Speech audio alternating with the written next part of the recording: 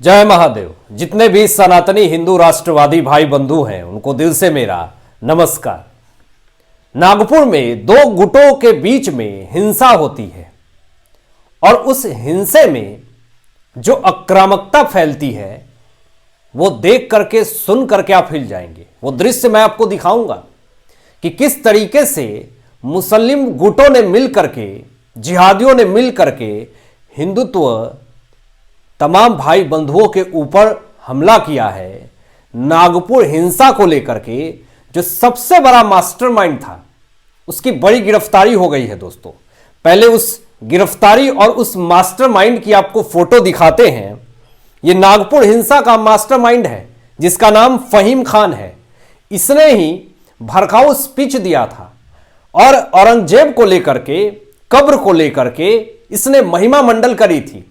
और इस फहीम खान के स्पीच के बाद ही नागपुर में हिंसा भड़की और उसके बाद इतना बवाल हुआ कि पूरे देश में मांग उठने लगी कि संभल के सिंघम, संभल के सीओ अनुज चौधरी को एक बार नागपुर भेज दिया जाए तो लठ से और डंटे से पिछवाड़ा ऊपर से नीचे तक लाल करके जब खातिरदारी होगी तो दोबारा नागपुर में हिंसा फैलाने के लिए ये जिहादी वामपंथी उग्रवादी हिम्मत नहीं करेंगे।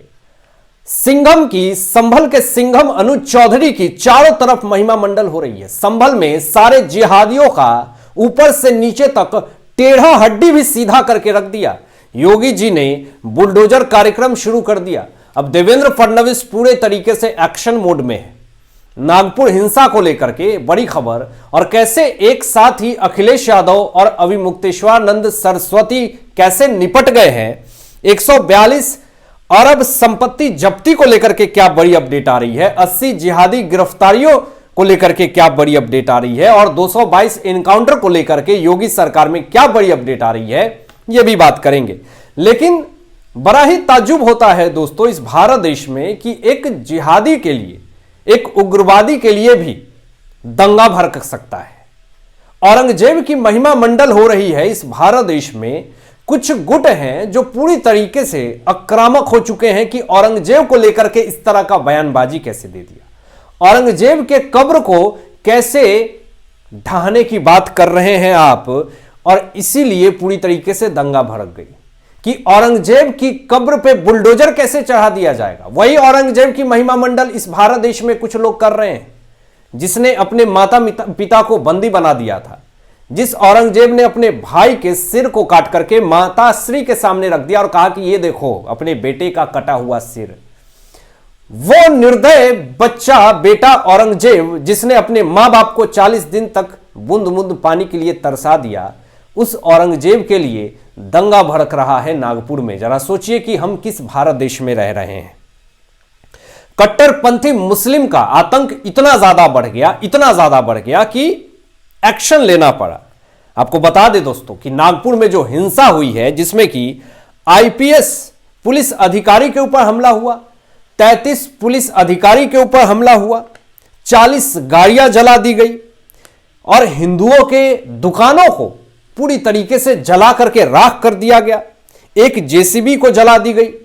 और इसमें कैसे मुस्लिम कट्टरपंथी शामिल हैं जरा सोच लीजिए और सुन भी लीजिए सच्चाई कि जो गुट थे जिनको पता था कि हमें नागपुर में हिंसा भड़कानी है, हर रोज जहां पे हिंसा भड़की है वहां पे मुस्लिम समुदाय के लोग अपने गाड़ी को पार्क करते थे। लेकिन जिस दिन हिंसा भड़की है उस दिन एक भी मुसलमान की गाड़ियां नहीं थी, सिर्फ हिंदुओं के दुकानें जली हैं, सिर्फ हिंदुओं के गाड़ियों को जलाया गया है। सोच लीजिए ये जिहादी किस्म के व्यक्ति लोग पूरे हिंदुओं पे कितना अत्याचार कर रहे हैं। लेकिन फिर भी इस भारत देश में मुसलमान असुरक्षित हैं। फिर भी इस भारत देश में सिंपैथी कार्ड मुस्लिम समुदाय के लोग करते हैं कि हम माइनॉरिटी हैं, हमारे साथ गलत हो रहा है। आप सोच लीजिए।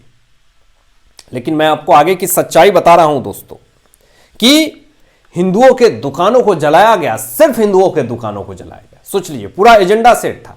और ये फहीम खान जैसे लोग नागपुर में जिस तरीके की हैवानियत फैलाने की कोशिश कर रहा था, अभी दबोच करके इसको ऊपर से नीचे तक डंटे से इसकी कुटाई चल रही है।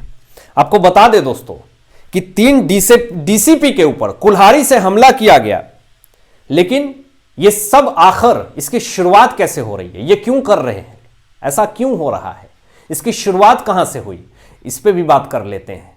लेकिन जो इतनी सारी चीजें हुई तो लोग सवाल पूछ रहे हैं कि कांग्रेस की महिमा मंडल करने वाले अभिमुक्तेश्वरानंद सरस्वती आखिर क्यों चुप है। नागपुर में ये जिहादी दंगा फैला रहे हैं, 33 पुलिसकर्मी से ज्यादा लोग घायल हो गए, डीसीपी के ऊपर कुल्हाड़ी से हमला किया गया, हिंदुओं के गाड़ी को, दुकानों को जलाया गया, जो हिंदुओं के ठेकेदार बन के घूमते हैं अभिमुक्तेश्वरानंद सरस्वती आखिर क्यों इस मामले में चुप हैं, क्यों नहीं कोई भी स्टेटमेंट दे रहे हैं। बहुत तरह के सवाल खड़े हो रहे हैं कि क्या सिर्फ कांग्रेस की दलाली करेंगे, क्या सिर्फ समाजवादी पार्टी सरकार की दलाली करेंगे, लेकिन हिंदुओं पे जब अत्याचार होगा तो उस पर कोई कुछ नहीं बोलेंगे।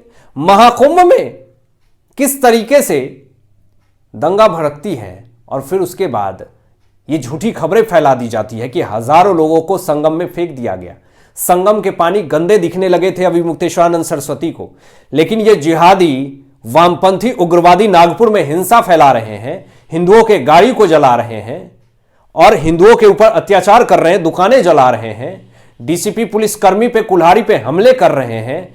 एक शब्द नहीं अखिलेश यादव की निकलती है, राहुल गांधी की निकलती है, ना अभिमुक्तेश्वरानंद सरस्वती की निकलती है।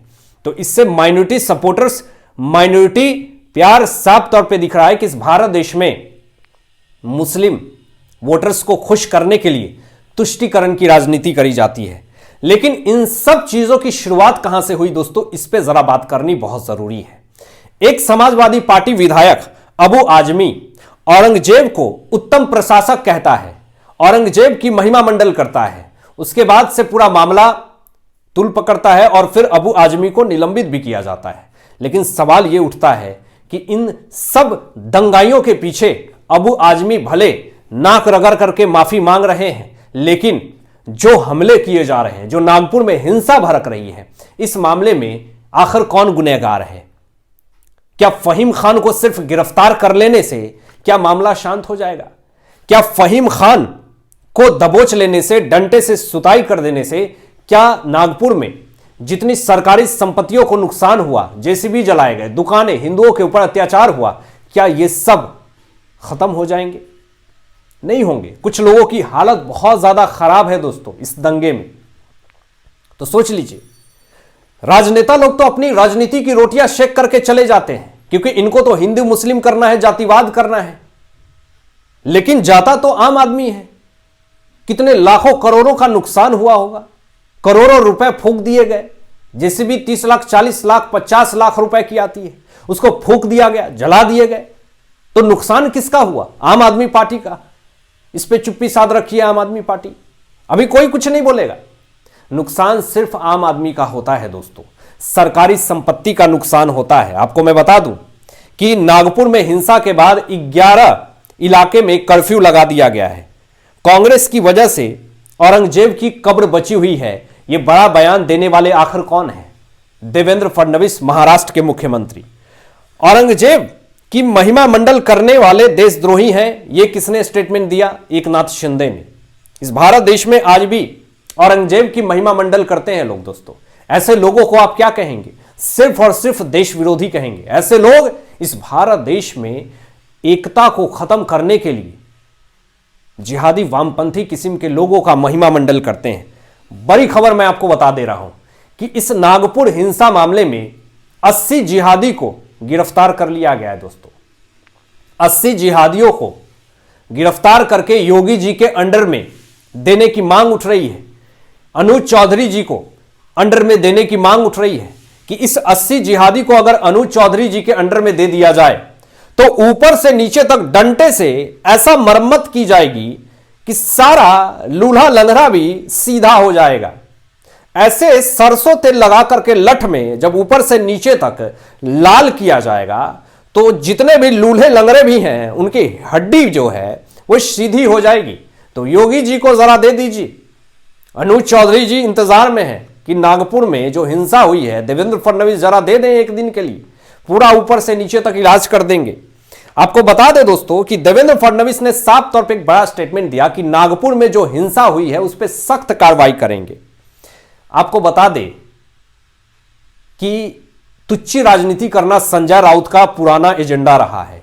नागपुर में हिंसा हुआ, हिंदुओं के ऊपर इतना अत्याचार हुआ, मुस्लिम के लिए एक शब्द तक नहीं बोले संजय राउत ने। क्या कह रहे हैं ये कि बीजेपी और आरएसएस गैंग करवा रही है दंगा नागपुर में। बताइए, यानी जब उद्धव की शिवसेना महाराष्ट्र में महाविकास आघाड़ी की सरकार थी तो उस वक्त दंगा जो होता था, क्या यही करवाते थे उद्धव ठाकरे, शिवसेना, संजय राउत?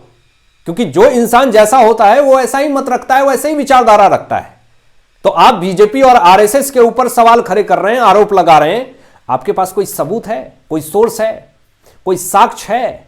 आप किस आधार पे, किस बेसिस पे आप ये स्टेटमेंट दे रहे हैं कि नागपुर में जो हिंसा हुई है वो बीजेपी आरएसएस करवा रही है? सबसे पहले तो जांच संजय राउत के ऊपर बैठनी चाहिए कि आपने किस सोर्स से ये इतना बड़ा आरोप लगा दिया। सामना के मुखपत्र में तो आप अपनी भड़ास निकाल देते हैं, लेकिन मीडिया में प्रेस कॉन्फ्रेंस में आकर के इतना बड़ा झूठ इतनी कॉन्फिडेंटली बोल करके बच पाना आपके लिए बड़ा मुश्किल हो जाएगा। यहां पर देवेंद्र फडणवीस ने साफ तौर पे कहा कि पुलिस पर हमले बर्दाश्त नहीं किए जाएंगे, कार्रवाई करेंगे, ऊपर से नीचे तक इलाज भी कर देंगे। आपको बता दें दोस्तों, यहां पे समाजवादी पार्टी के नेता हैं और अखिलेश यादव से सवाल पूछे जा रहे हैं। आप बीजेपी के ऊपर आरोप लगाते हैं, लेकिन चुपचाप बीजेपी के नेता चाय पी रहे थे। और देख लीजिए आप खबर कि समाजवादी पार्टी के नेता बीजेपी के नेता के ऊपर हमला कर रहे हैं। वो चाय पी रहे हैं, सीधा चाय पी रहे हैं, अपनी बात रख रहे हैं। और समाजवादी पार्टी की गुंडागर्दी देखिए नेता की, वो जाकर के पीट रहे हैं। ये स्थिति है। लेकिन इस पे अखिलेश यादव कुछ नहीं बोलेंगे, इसलिए मैं कह रहा हूं निपट गए हैं, पूरी तरीके से कार्रवाई होगी इस मामले में। और योगी जी ने पूरा एजेंडा सेट कर लिया है। आपको बता दें, एक बड़ी खबर आ रही है कि उत्तर प्रदेश के डीजीपी ने एक बड़ा खुलासा कर दिया है दोस्तों कि योगी की सरकार में पुलिस ने 8 साल में 222 अपराधी का इनकाउंटर किया है और 142 अरब की संपत्ति को जब्त किया है।